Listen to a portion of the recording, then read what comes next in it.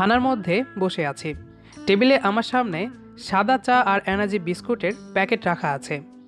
এটা ঠিক থানা বলা যায় না, র্যাবের প্রধান কার্যালয় অফিস। আমি বসে আছি আরডি মানে র্যাবের প্রধান ডিরেক্টরের রুমে। একাই বসে আছি। রুমের চারপাশে তাকালাম। সিসি ক্যামেরা লাগানো কোণাতে। ক্যামেরার দিকে তাকিয়ে চুলগুলো ঠিক করে নিলাম।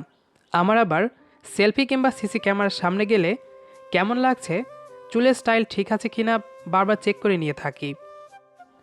ক্যামেরার সামনে একটু ভাবসাব দেখিয়ে চেয়ারে এসে বসলাম। এসি রুম, আমি ছাড়া আর কেউ নেই। চা ঠান্ডা হয়ে যাওয়ার আগে খাওয়া শুরু করি, কিন্তু কিছু করার নেই। এসি রুমে চা অলরেডি ঠান্ডা হয়ে গেছে। ঠান্ডা পানির মতো চুমুক দিয়ে শেষ করলাম। র্যাবের অফিসারেরা আমাকে কেন ধরে আনলো সেটা এখনও জানি না। ক্রাইম করেছে কিনা সেটা মনে পড়ছে না। শুনেছি র্যাব যাদেরকে ধরে আনে তারা হয় ফেমাস কেউ, না হয় বড় লেভেলের সন্ত্রাসী। আমাকে দেখে সন্ত্রাসী মনে হওয়ার কথা না, আর ফেমাস কীভাবে হলাম? কাজের মধ্যে টুকটাক ব্লগে লেখালেখি করি। বস্তা পচা লেখাই তো কখনো র্যাবদের নিয়ে কটূক্তি করেনি। তাহলে তুলে আনার কারণ কি হতে পারে? বেশ তো সকালে বাড়ি থেকে বেরিয়ে বাজারের দিকে যাচ্ছিলাম। সামনে র্যাবের গাড়ি এসে থামে। আমার দিকে তাকিয়ে একটা অফিসার বলে, তোমার নাম তানভীর না? আমি মাথা নাড়িয়ে হ্যাঁ বলতেই ব্যাটারা তুলে আনে। এখন হয়তো আমাকে জিজ্ঞাসাবাদ করা হবে কি করেছি। আচ্ছা, কিভাবে কথা শুরু করব? বেশ মনোযোগ দিয়ে ভাবছি আমি। হঠাৎ মনে হলো রুমে কে যেন প্রবেশ করেছে। ঘাড় ঘুরিয়ে তাকিয়ে দেখি একজন বয়স্ক লোক এসেছে। আমার টেবিলের সামনে চেয়ারে যে বসলেন। আমি উঠে দাঁড়াইনি।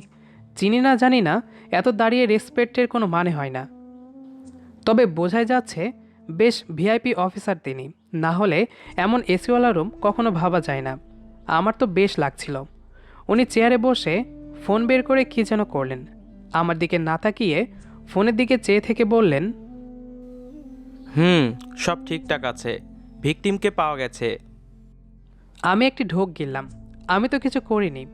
অফিসারটি বলল, আমি আতিক, তুমি নিশ্চয়ই তানভীর? জি জি স্যার, আমি তানভীর। তাড়াতাড়ি উত্তর দিলাম। কেমন যেন ভয় লাগছে আমার। গম্ভীর করে কথা বললেন। তিনি ফোন টেবিলে রেখে আবার প্রশ্ন করলেন, তাহলে তোমার জন্য রাইফা পালিয়েছে? আতিক সাহেবের মুখ থেকে রাইফা নাম শুনে কপাল কুঁচকে তাকালাম। কিন্তু রাইফা আমার জন্য পালিয়েছে মানে? এটা শোনার পর অবাক হলাম বেশ। রাইফা কোথায়? সে কি পালিয়েছে? কিন্তু এত তাড়াতাড়ি তো পালানোর কথা না। বেঈমান মেয়ে আমাকে ঠকিয়েছে। রাইফা আপনার কি হয়? মানে রাইফা আমার কি হবে? আমাকে কি ওনার বাবা বলে মনে হচ্ছে না? আমি কিছু বলতে যেও থেমে গেলাম। রাইফা তাহলে ওনার মেয়ে? ধুর, আমি কিছুই বুঝতে পারছি না কি হচ্ছে। রাইফা পালানোর সময় একবারও কেন আমাকে বলেনি? বজ্জাত মেয়ে। আমার মেয়ে কোথায়? আপনার মেয়ে? জানি না। জানতাম এটাই বলবে, এজন্য সোজা অফিসেই তুলে নিয়ে এসেছি। কতদিনের সম্পর্ক তোমাদের? আমি কিছু বলার আগেই দেখি ওনার একটা কল আসে। তাড়াতাড়ি রুম থেকে বেরিয়ে যাই। আমি হাবার মতো ওনার চলে যাওয়ার দিকে চেয়ে রইলাম। আমি সত্যি জানি না রাইফা কোথায়, আর জানবো কী করে? ওনার মেয়ে পালানোর সময় কি আমাকে বলেছিল? কি আজব! এখন যদি আমি বলি আমি জানি না, আমি শিওর আমাকে 3rd ডিগ্রি মানে পিটানো হবে। কী যে করি, ধুর, কিছুই মাথায় আসছে না। নীলক্ষেতে গিয়েছিলাম বই কিনতে। সত্যজিৎ রায়ের ফেলুদা শেষখণ্ড হারিয়ে ফেলেছিলাম। খুব দরকার থাকায় নীলক্ষেতে ছুটতে হয়েছিল। বই কিনে নীলক্ষেত ছাড়িয়ে শেষ মাথায় বিরিয়ানির দোকান, পুরান ঢাকার হাজি বিরিয়ানি দোকানের নাম। বিশাল বড় রেস্টুরেন্ট। আমি যতবারই বই কিনতে আসছি, কেনা শেষ হলে এখান থেকে বিরিয়ানি খেয়ে যাবই। বিরিয়ানি দোকানে ঢুকে ডান পাশের সারির মাঝের দিকে বসলাম। বিরিয়ানি অর্ডার করতেই যাব, এমন সময় চোখে পড়ে একটি মেয়ে কয়েক টেবিল পরে বসে নীরবে কাঁদছে। মাঝে মাঝে টেবিলের ওপরে থাকা গ্লাসের মধ্যে থাকা পেঁচানো টিস্যু পেপার নিয়ে চোখের পানি মুছছে। আমার দিকে একবার চোখ পড়ে। আমি তাড়াতাড়ি চোখ সরিয়ে ফেলি। এরপর বিরিয়ানি অর্ডার দেই। খাওয়ার সময় তাকাই মেয়েটার দিকে, তখনও ফুপিয়ে ফুপিয়ে কান্না করছে। বিরিয়ানি তাড়াতাড়ি শেষ করলাম। বিরিয়ানি ছাড়া যাবে না, মানবতা পরে, বিরিয়ানি আগে, বাণীতে আমি। বিরিয়ানি শেষ করার পর একটা ঢেকুর তুলে মেয়েটির দিকে তাকালাম, তখনও কাঁদছে। না, আর বসে থাকা যায় না, কিছু একটা করা দরকার। 3টে বই হাতে নিয়ে মেয়েটার টেবিলের দিকে এগিয়ে যাচ্ছি। মনে মনে বাংলা সিনেমার জয় জয় করছি, কারণ মেয়ের সাথে ধাক্কা লেগে বই পড়ে যায়, তারপর প্রেম হয়। আহা, আমারও হবে।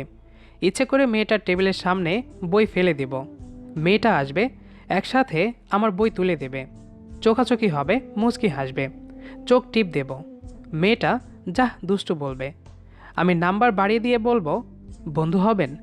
মেয়েটা হেসে নাম্বার নিয়ে চলে যাবে। ওরে, কেউ আমার প্রেম ঠেকাতে পারবে না। আমি যখনই বইগুলো ফেলতে যাব, তাকিয়ে দেখি মেয়েটার টেবিল ছেড়ে আরও পেছনে চলে এসেছি। ধুর, এটা কোনো কথা? কেমনে ম্যান, কেমনে আমি এমন ভুল করি? আমার ভাবনারও তো একটা রেপুটেশন আছে। পেছন থেকে এসে মেয়েটির পাশেই বইগুলো ফেলে দিলাম। প্রস্তুতি নিলাম মেয়েটা এসে বইগুলো তুলে দেবে। ধুর, কিছুই হলো না। মেয়েটা আমাকে পাত্তা না দিয়ে কান্নায় ব্যস্ত। কেউ দেখার আগে তাড়াতাড়ি বইগুলো তুললাম। মেয়েটির সামনে চেয়ারে যেয়ে বসলাম। শুনিয়ে শুনিয়ে বললাম, বাংলা সিনেমাগুলোকে কে বানিয়েছিল রে? আপনি বানিয়েছেন? মেয়েটি আমার দিকে তাকালো। আহ, কি লুক রে! মনে হচ্ছে মানিকে মাগি, ধুর, মাগেহিতে গান কাভার করা ইয়োহানির লুক। আর আমি সামনে থেকে সেম গান কাভার করা হিরো আলম ভার্সনের মতো লুক দিতে থাকি, কিন্তু এতে কাজ হয় না, মেজাজ খারাপ হচ্ছে। মেয়েটিকে সরাসরি প্রশ্ন করলাম, এই আপনি কাঁদছেন কেন? আপনি জেনে কি করবেন? ও, বুঝতে পারছি, আপনি বিরিয়ানি খেয়ে বিল দিতে পারছেন না, তাই লজ্জায় কিছু না বলে কাঁদছেন। হয় হয়, এরম হয়। বিল দিতে না পারায় কেউ কাঁদে, কেউ নতুন গল্প বানায়। আমাকে দেখুন, ভাব নিয়ে আসি আর খেয়ে চলে যাই, একটা পানও থাকে। আমি বিরিয়ানিই খাইনি। ওহ, আপনি অর্ডার দিয়েছিলেন, সেটা এখনও আসেনি? দাঁড়ান, আমি দেখছি। ওই, আপনি বেশি কথা বলেন। আমি খাচ্ছি অন্য কারণে। কী কারণে? আমার ব্রেকআপ হয়ে গেছে। ও এক কাদা মেয়ের সাথে রিলেশন করে বেড়ায়। জানতে পারার পরও আমাকে মিথ্যা বলিয়ে ও নিজেই ব্রেকআপ করে দিয়েছে। কি? ওই, একদম জোরে হাসবেন না, কাঁটা চামচ ঠুকিয়ে দেবো গলায়। আমি মুখ চেপে হাসতে থাকি। এত বড় একটা মেয়ে ব্রেকআপের পর কান্না করছে। ওরে, কেউ আছিস? আরও 1 প্লেট বিরিয়ানি অর্ডার দে, খাইয়া বেঁচে থাকি। মেয়েটা আমার দিকে রাগি চোখে তাকিয়ে আছে, কিন্তু তখনও ওর চোখে পানি। হিসাব করার চেষ্টা করলাম, মেয়েটা হয়তো বই কিনতে আসছিল। সেখানে তার প্রেমিককে দেখছে আরেকটি মেয়ের হাত ধরে ঘুরতে। মেয়েটা সেখানে যে এই ব্যাপারে কথা বলতেই তার প্রেমিক মেয়েটাকে ব্রেকআপ করে তাড়িয়ে দিয়েছে, আর সে এখানে এসে বসে কাঁদছে। আপনি কে? আপনাকে কেন এসব বলছি আমি? আমি তানভীর। আপনি কি কাঁদুনে বুড়ি? আমি রাইফা। আচ্ছা, এখানে বসে কেঁদে কি করবেন? তো কি করব? আমি ওকে অনেক ভালোবাসি। সেটা বুঝলাম, কিন্তু দোষ তো তার। তাহলে আপনি কেন কাঁদবেন? আপনি নিজেই ব্রেকআপ করবেন, তাকে নিজেই বলবেন, শালা, তোকে ছাড়া আমি অনেক ভালো আছি। পারলে ওই পোলার কানের নিচে একটা চর বসেও দেবেন, দেখবেন হ্যাপি মজা লাগবে, তখন আর কান্না আসবে না। সত্যি? আইডিয়াটা তো চোশ। ওই চলুন। কোথায়? ব্যাটাকে এখনই চেয়ে চর মারবো। আমাকে বকা দেয়, আমাকে বলে কি না তোর মতো মেয়েকে পাত্তা দেওয়ার সময় নেই, কেউ আমাকে পাত্তা দেবে না। আজকে ব্যাটাকে নিচে কিক মেরে আহত করব। চলুন। রাইফা আমার হাত ধরে রেস্টুরেন্ট থেকে টেনে বের করে আনে। পুরো নীলক্ষেত মেয়েটার সাথে ঘুরি, কিন্তু কোথাও রাইফার ওই ব্যাটাকে পেলাম না। শেষে আমি নিজেই বিরক্ত হয়ে বললাম, আপনি জানতো, তাকে খুঁজে বের করুন, আমার কাজ আছে। বইগুলো হাতে পাকড়ে নিতে যাব, তখনই মনে হলো আমার কাছে বই নেই। হাই হাই, বইগুলো আমি ওখানে ফেলে রেখে এসেছি। এজন্য কবি বলিয়াছে, নারীর রূপ দেখিয়া হোসনে পাগল। ভিতরে তার মনে নেই পরের লাইন, থাকবে সেসব। আমি রাইফার থেকে চলে আসার প্রস্তুতি নিচ্ছি, তখনই ও বলে, ওই কই যান? আমার সাথে এখনই চলুন। ও কোথায় যেতে পারে আমি জানি। আমাকে ঠকানো না, ওকে খুঁজে বের করে চর না দেওয়া অব্দি শান্তি নেই। ততক্ষণ আপনি আমার সাথে থাকবেন। লে বাঁশ, কি দরকার ছিল মানুষের উপকারে আসার? এজন্য কবি বলিয়াছেন, প্রেমের মরা জলে ডোবে না।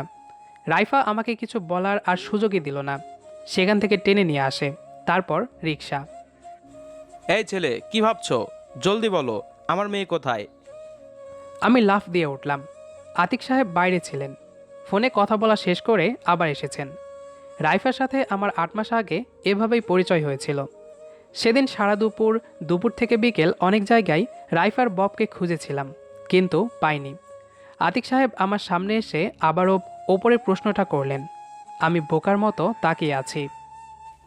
আমার মেয়ে আজ ভোর রাতে পালিয়েছে। ওর ফোনে তোমার ছবি। বেশ কয়েকদিন ধরে তোমার সাথে ওরে ঘুরতেও দেখেছি। এই নাও দেখো।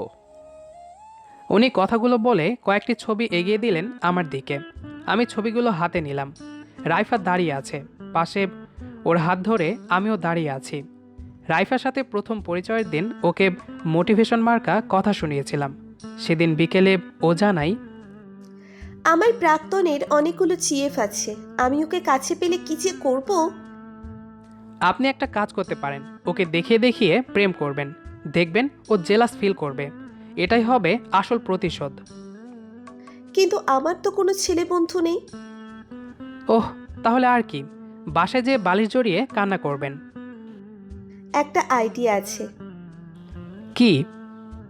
আপনি হবেন আমার প্রেমিক। কি বললেন এটা? আরে সত্যি সত্যি প্রেমিক হতে বলছি না, আমরা ফেক রিলেশন করব। Fake relation? এটা কেমন কথা? ওই চুপ, এত কিছু জানি না আমি। আমরা এখন ফেক রিলেশন শুরু করব। সবার সামনে আমরা প্রেমিক প্রেমিকা। আমি শিওর আমার নতুন রিলেশনের খবর ওই হারামজাদা ঠিকই পাবে। এরপর যখনও আসবে কাছে কয়েকটা চর দিয়ে তবেই শান্তি পাবো। ওকে। তবে একটা শর্ত, আমার প্রেমে কিন্তু ভুলেও কখনো পড়া যাবে না। আমি কিন্তু কখনো প্রেমে পড়বো না, ভালোবাসবো না কখনো। আমরা শুধু ফেক রিলেশনটাই কন্টিনিউ করব। দরকার হলে মাসে এটার জন্য বেতনও পাবেন, কিন্তু ভুলেও কখনো আমার প্রতি আকৃষ্ট বা প্রেমে পড়বেন না। সেদিনের পর থেকে আমি আর রাইফা ফেক রিলেশন শুরু করি। প্রতিদিন ওকে খুব বেশি করে কেয়ার নিতাম, একসাথে ঘুরতাম। আমি জানতামই না রাইফা আসলে কে, ওর বাবা কি করেন। আমার ছবি রাইফার ফোনে দেখে অবাকই হলাম। ফেক বয়ফ্রেন্ডের ছবি কারো ফোনে থাকার কথা না। আমাকে ঝাড়ি দিয়ে রাইফার বাবা বললেন, আমার মেয়ে কোথায়? রাইফা আমার কাছে আসেনি, যদি আসতো তাহলে তো তাকে নিয়ে পালাতাম, আপনি ধরতেও পারতেন না। তাহলে আমার মেয়ে কোথায়? চলুন খুঁজি, দেখি কোথায় আছে ও। ঠিক আছে, যদি আজ বিকেল অবধি খুঁজে রাইফাকে না পাই তবে তোমাকে 7 দিনের রিমান্ডে নেওয়া হবে। চলো এখন। লোকটা কি সাংঘাতিক রে, এত জোরে বাবাও কথা বলে না আমার সাথে। রাইফা কোথায় গিয়েছে? ওনার সাথে গাড়িতে করে বের হলাম। সামনে সিটে বসে আছি, উনি নিজেই ড্রাইভ করছে। আমি বসে বসে রাইফার কথা ভাবছি। রোজ রাতে ফোন দিয়ে ওর প্রাক্তনের জন্য কাঁদতো, আর আমি তাকে হাসানোর কত চেষ্টা করতাম। ভেজ নন ভেজ জোকসও শুনিয়েছি। একটা সময় ও হাসতো, খুব জোরে হেসে উঠত। ওর সেই হাসির স্তব্ধ শব্দ সহস্র আমাকে ভাবাতো ওর প্রতি। প্রথম যখন ওকে দেখি ওর চোখজোড়া ছিল অসম্ভব মায়াবী, যেন এক চিলতে নরম রোদের আকর্ষণীয় প্রকৃতির লগ্ন দিবস। এমন মেয়েকে কাঁদতে দেওয়া যায় না, কান্না ভরা মুখটা যে বেজায় খারাপ দেখতে। হাসি মানাবে তার মিষ্টি মুখে, সে হাসিতে আমি বারবার ফাঁসতে চাই। যদিও প্রথম দিন ফেঁসে গিয়েছিলাম, কিন্তু পরে কখনো বলার সাহস খুঁজে পাইনি। সকালে উঠে ওর খাওয়ার জন্য তাগিদ দেওয়া, দুপুরে ঠিকমতো খেতে বলা, বিকেল হলে সে আমাকে নিয়ে ঘুরতো। একদিন ঘুরছি, রিক্সাতে বসে আছি, হঠাৎ ফ্যান্টাসি কিংডমের সামনে ভীষণ রকম জ্যামে আটকা পড়ে যাই। কিছু সময় বসে থাকার পর পুলিশের গাড়ি, আর্মিদের গাড়ি আসতে থাকে। ঘটনাচক্রে জানতে পারি সামনে একটা ছেলেকে কুপিয়ে রাস্তার মাঝে ফেলে রেখে গেছে কারা যেন, আর সেটার জন্যই পুলিশ আসা শুরু করেছে। হঠাৎ একটি র্যাবের গাড়ি আসে। রাইফা আমার দিকে তাকিয়ে বলল, আমার দিকে একটু সরে আসো। কেন? পুলিশ র্যাব দেখলে ভয় করে, আসো তো। আমি রাইফার দিকে সরে যাই। ও আমার কাঁধে মাথায় রেখে রিকশার হুড তুলে দেয়, মাথায় ওড়না দিয়ে ওর মুখটাও ঢেকে দেয়। প্রথমবার রাইফা আমার এতটা কাছে এসেছিল। আমি ওর প্রথম স্পর্শে যেন নিজেকে বিলীন হতে দেখেছিলাম ওর প্রেমে আবদ্ধ হওয়ার আমার অপ্রতিরোধ্য মনের মিছিল। রাইফা সেদিন বলেছিল, তানভীর, আমার পাশে সবসময় এভাবে থাকবে তো? আমি সেদিন কিছুই বলিনি। ওর কথা শুনে বুকটা কেমন কেঁপে উঠেছিল। বোঝার চেষ্টা করেছিলাম ওটা কি ওর মনের কথা নাকি ফেক রিলেশনে আবদ্ধ চলমান মুখের কথা। এখানে অনেকবার তোমাদের দুজনকে আমাদের অফিসাররা দেখেছে, চলো খুঁজি। টিএসসির সামনে আসলাম। রাইফার সাথে একসাথে অনেকবার আসা হয়েছে। আমি গাড়ি থেকে না নেমে বললাম, স্যার, রাইফা এখানে নেই। নেই মানে? তুমি কি করে জানো? রাইফাকে আমি চিনি। ও বলেছিল জায়গাটা কেমন যেন বিরক্তিকর হয়ে গেছে, এখানে আসবে না ও। মানে ও বলল আর সত্যি আসবে না, এটা ভাবছো কি করে? বললাম তো, আমি রাইফাকে খুব ভালো করেই চিনি। ওর যেটা পছন্দ আগে ঠিক সেটাই করবে। আচ্ছা চলো। আবারও চলছি। রাইফা হঠাৎ করে এমন কিছু করবে ভাবতেই পারিনি। 1 মাস হলো রাইফার সাথে আমার কোনো যোগাযোগ নেই। 1 মাস আগে রাস্তার পাশে দুজন বসে আরামে চটপটি খাচ্ছিলাম। একটা বাইক এসে থামে পাশে। হেলমেট খুলে একটি ছেলে আমাদের সামনে এসে দাঁড়ালো। রাইফার দিকে তাকিয়ে ছেলেটা বলল, সরি রাইফা, আমার ভুল হয়ে গেছে। সেদিন ওভাবে তোমাকে বলা উচিত হয়নি। এত তাড়াতাড়ি তুমি অন্য কোনো ছেলের সাথে রিলেশনে জড়িয়ে যাবে ভাবতেই পারিনি। রাইফা, আমাকে মাফ করে দাও। কে আপনি? ওই তানভীর, দেখো না ছেলেটা কে, আমার সাথে কেন এইভাবে কথা বলছে? বুঝে যাই এটাই হলো সেই ছেলে। আমি বসা থেকে উঠে দাঁড়াই। রাইফার দিকে তাকিয়ে বলি, তোমরা কথা বলো, আমি পাশে আছি। কথাটা শেষ করে আমি সেখান থেকে চলে আসার প্রস্তুতি নিই। রাইফা আমার হাত ধরে। ছেলেটা হাতের দিকে তাকিয়ে থেকে বলল, রাইফা, আমি জানি তুমি কখনো কাউকে ভালোবাসবে না, আমাকে আজও ভালোবাসো। রাইফা, আমাকে মাফ করে দাও। আমি তোমাকে ছেলেটা পুরো কথা শেষ করতে পারেনি। ঠাস করে একটা চড় বসিয়ে দিল ছেলেটার গালে। ছেলেটা আশেপাশে তাকায়। সবাই ওর দিকে তাকিয়ে আছে। রাইফা জোরে জোরে বলে, তানভীর আমার ভালোবাসা, ও আমার এখন সব কিছু। ছেড়ে যাওয়ার সময় মনে ছিল না ফিরে আসবি ছ্যাচড়ার মতো? কয়টির সাথে রিলেশন ছিল তোর? সবাই চলে গেছে, এখন এসেছিস আমাকে ফিরিয়ে নিতে? আমিও পারি। বলেছিলি না কোনো ছেলে আমাকে পাত্তা দেয় না? দেখ আমার বয়ফ্রেন্ডকে, দেখ, তোর থেকে অনেক ভালো আর স্মার্ট দেখতে। আর কি বলছিস তোকে ভালোবাসি? এখনো তোকে ভালোবাসি, তাই না? নে দেখ। রাইফা কথাটা বলেই সবার সামনে আমার ঠোঁটে চুমু দিল। আমি নিজেই অবাক হয়ে তাকিয়ে থাকি রাইফার দিকে। ও এমন একটা কাণ্ড করে বসবে যে আমার কল্পনার বাইরে ছিল। ফেক রিলেশনে যা কিছু হবে সব তার অনুমতি সাপেক্ষে। আমি ওর হাত ধরতে পারবো না, সে পারবে। ওর অনুমতি ছাড়া কাছেও আসতে পারবো না, কিন্তু সে পারবে। এটাই রুলস ছিল। আমি হাবার মতো তাকিয়ে আছি রাইফার দিকে। আমার হাত ধরে টানতে টানতে সেখান থেকে নিয়ে চলে আসে। ভেবেছিলাম রাইফা আমাকে সত্যি ভালোবাসে। হয়তো ফেক রিলেশনের নাম করে কবে যে রাইফা আমাকে ভালোবেসে ফেলেছে সেটাও নিজেও জানে না। সেদিন ওখান থেকে বেরিয়ে রিকশায় উঠি। রাইফা চুপচাপ বসে আছে। আমি প্রথমবারের মতো ওর হাত ধরলাম। সে কিছুই বলল না। আমি মুচকি হাসলাম। আমার দিকে তাকিয়ে ও বলা শুরু করলো, আজকে অনেক বেশি হালকা লাগছে। এতদিনের সব রাগ প্রকাশ করতে পেরে নিজেকে খুব বেশি ফ্রেশ লাগছে। আমি ওর হাত চেপে ধরলাম। রাইফা একাই কথা বলে যাচ্ছে। হঠাৎ একটি জ্যামে এসে দাঁড়ালাম। রাইফা আমার দিকে তাকিয়ে হাত ছাড়িয়ে নেওয়ার চেষ্টা করলো, কিন্তু আমি আরও শক্ত করে ধরে বললাম, রাইফা, তোমাকে প্রিয়তমা ডাকছি না বলে রাগ করো না আবার। এই তোমাকে বলছি। হ্যাঁ, তোমাকেই। হবে কি আমার? দিন শেষে যখন রক্তিম সূর্যটা ডুবে যাওয়ার পর হাতে হাত মিশিয়ে একদৃষ্টিতে ওই মোহিতময় আকাশটার দিকে তাকিয়ে থাকার সঙ্গী। আমি তোমাকে ভালোবাসতে বলছি না, শুধু বলছি আমাকে আমার মতো করে ভালোবাসতে দিও, তাতেই চলবে। ব্যবসা গরমে যখন তোমার কপাল বেয়ে ঘামের বিন্দু বিন্দু জল গড়িয়ে পড়বে, তখন না হয় আমাকে সে ঘাম মোছার অধিকারটুকু দিও, তাতেই চলবে আমার। ঝিরিঝিরি বৃষ্টির দিনে আমরা না হয় একসাথে হাতে হাত মিশিয়ে খালি পায়ে অজানা গন্তব্যের দিকে এগিয়ে যাব। তোমার হাতে থাকবে একগুচ্ছ লাল টকটকে রক্তজবা ফুল, আর আমার হাতে থাকবে কয়েক জোড়া বেলি ফুলের মালা। এই হাঁটবে তো?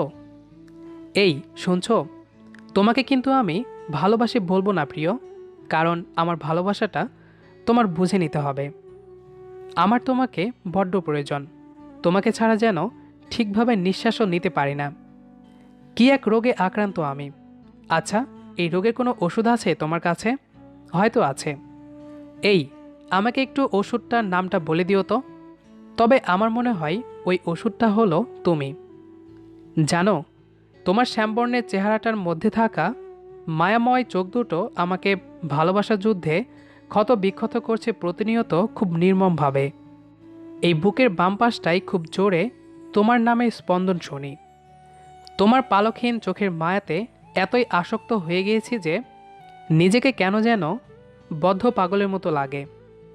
জানো, সে পাগলকে ঠিক করার একমাত্র ওষুধ কি? হয়তো জানো না। সে ওষুধটা হলো তোমার ওই আসক্তিময় চোখ আর তুমি। ওই চোখের দিকে তাকিয়ে হয়তো হাজার খানিকটা বছর পার করে দিতে পারবো, খুব গোপনে, অতি যত্নে। এই দেখো, কেমন পাগলের মতো কথা বলছি, কেমন পাগলাটে পাগলাটে স্বভাব চলে আসছে আমার। এর জন্য দায়ী কিন্তু তুমি। এই অপরাধের জন্য কি শাস্তি দেওয়া যায় বলো তো? আমার মাথায় না কিছুই আসছে না। আচ্ছা, তুমি এত পাষাণ কেন? সবসময় আমার সামনে এসে ঘুরঘুর করে আমাকে দুর্বল করে দিচ্ছ। তুমি কি জানো না তোমার রক্তিম সূর্যের মতো রাঙ্গা মুখটা কতটা পাগল করে তোলে আমায়? এর জন্য তোমাকে একটা কঠিন শাস্তি দেব।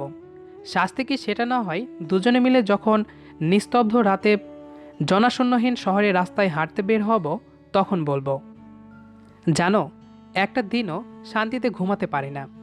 এই, চলে আসো তো আমার মনের শহরে। সেদিন না হয় প্রাণ ভরে তোমায় দেখে দেখে ঘুমের মধ্যে নিজেকে হারিয়ে ফেলব। জানো, আমার মনের ভালোবাসার শহরটা তোমায় ছাড়া যেন নিস্তব্ধ, নীরব, নিশ্চুপ হয়ে আছে। শহরটায় যেন কোনো কোলাহল নেই। ভালোবেসে হাতটা ধরতে চলে এসো। জ্যাম শেষ হয়, আমি রিক্সা থেকে নেমে রাইফাকে কথাগুলো বলেছিলাম। ও আমার দিকে নির্লিপ্ত দৃষ্টিতে তাকিয়েছিল কিছু সময়। সে সময় ওর চোখের চাহনিতে আমি বিলাসিতা দেখেছিলাম। রাইফা চলে যায় আমার সামনে থেকে। এরপর মাসখানেক সে আমাকে কল করেনি, আমিও আর তাকে খুঁজিনি। মাসখানেক পর আজকে বাড়ি থেকে বের হতেই র্যাবের গাড়ি আসে আমার সামনে। কিছু বলার আগেই আমাকে তুলে আনে। আমাকে তুলে আনার কারণ, রাইফার ফোনে আমার ছবি দেখেছে, আর তারা ভাবছে আমার সাথে পালিয়েছে বা আমি রাইফাকে লুকিয়ে রেখেছি। কিন্তু এরা তো জানে না রাইফা কোথায়, এটা আমি নিজেও জানি না।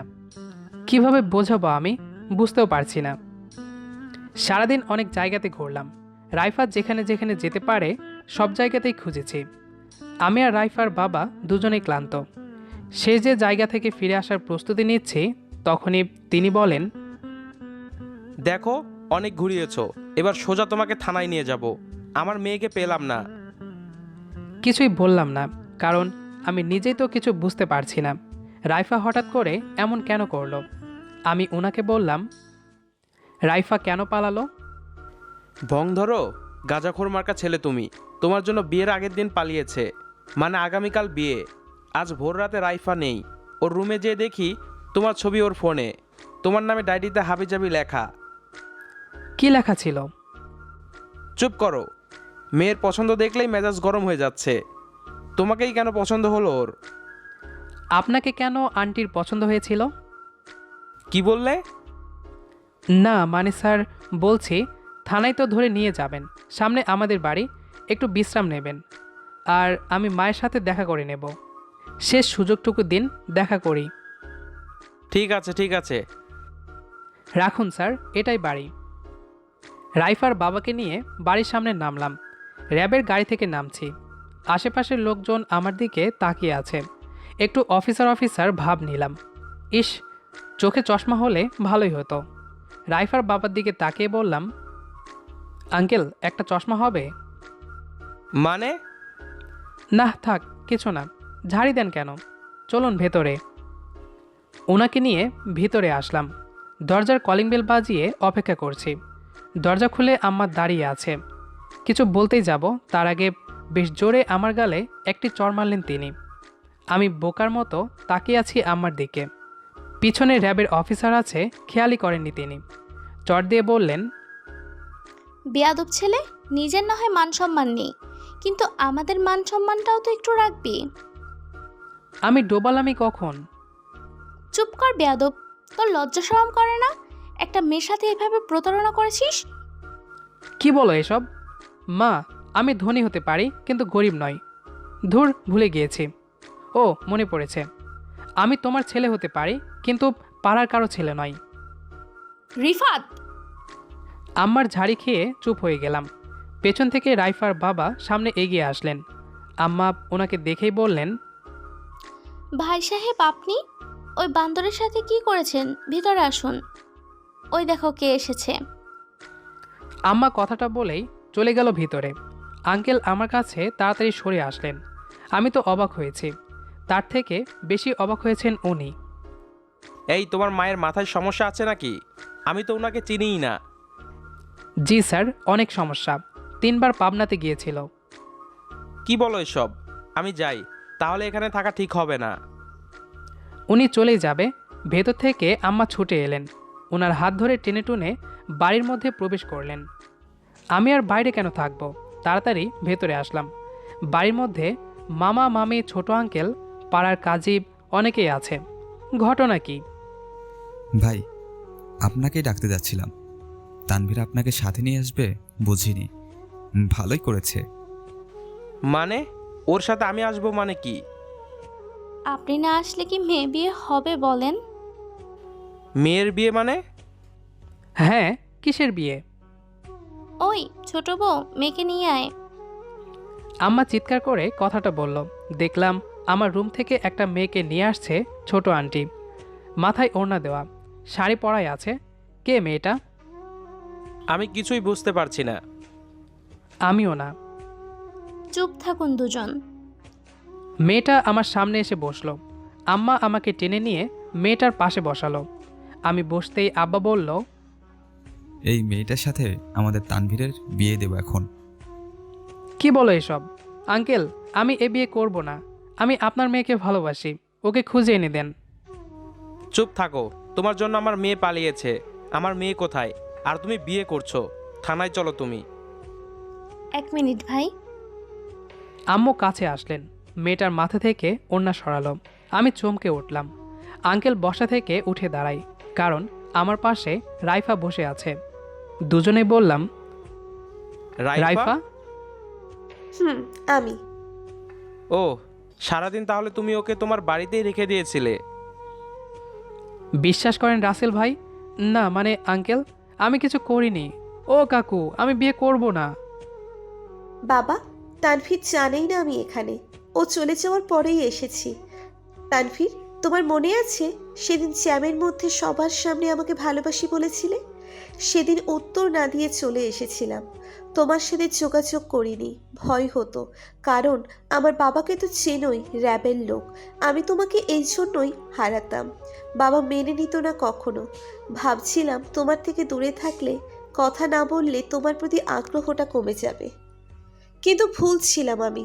তোমার প্রতি আগ্রহ ছিল না, ছিল ভালোবাসা। তাই বাবা যেদিন বিয়ে ঠিক করে সেদিন খুব কষ্ট পেয়েছিলাম। একবার ভালোবাসা হারিয়ে বুঝেছিলাম কষ্ট কাকে বলে। তাই আর দ্বিতীয়বার হারাতে চাইনি। চলে আসি এখানে। সরি। রাইফার কথা শুনে সবাই চুপ হয়ে গেলাম। আমি আঙ্কেলের দিকে তাকিয়ে আছি, উনি চোখ বড় বড় করে তাকিয়ে আছে। আমি রাইফার কাছে সরে এসে আঙ্কেলকে বললাম, আঙ্কেল, রাইফাকে নিয়ে যান। আমাকে ভালোবাসার আগে সে আপনাদেরকে ভালোবাসে, তাই আগে আপনাদেরটাই প্রাধান্য দেওয়া উচিত। তানভীর, তোমাকে ছাড়তে চাই না। আমিও না, কিন্তু তোমার বাবা আমার গল্পের ভিলেন। ওই, কি বললে? না কিছু না, কি বলবো আমি। আঙ্কেল চুপ থাকলেন।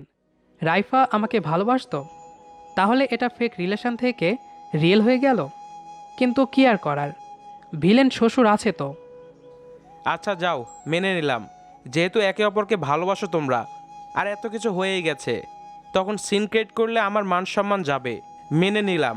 তবে হ্যাঁ, তানভীরকে থানায় যেতেই হবে। আমি আবার কি করলাম?